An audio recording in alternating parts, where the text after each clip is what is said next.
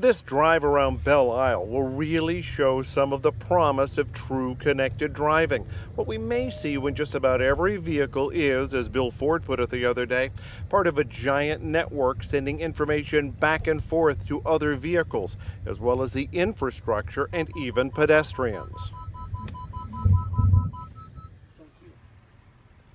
Our Honda demo car was even able to receive a thank you text from the pedestrian. The car detected bicycles, motorcyclists, ducks crossing the road, and in an extreme case, it could send a help your way in an emergency.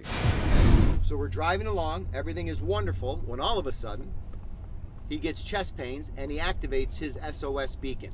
Our four-way flasher hazards immediately come on, we slow to a stop, and we send out a signal to surrounding vehicles that we need help.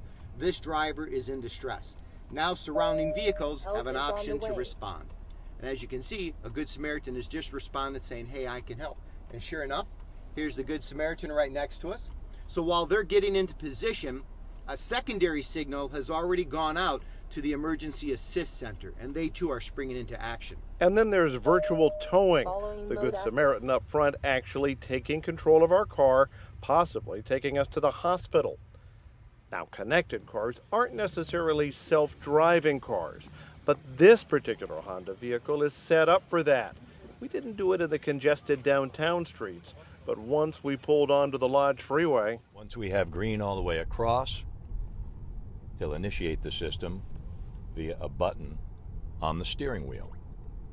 There's an audio cue and a visual cue. The audio cue you heard.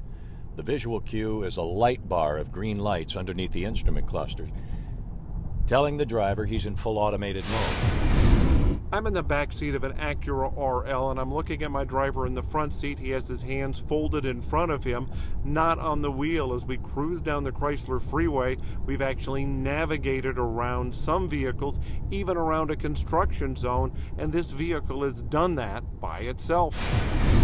The test car navigated freeway ramps, went around slower vehicles, merged, even dealt well with construction.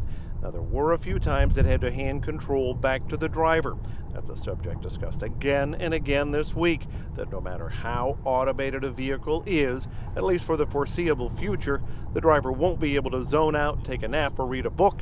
They will have to stay engaged. I'm AutoBeat reporter Jeff Gilbert.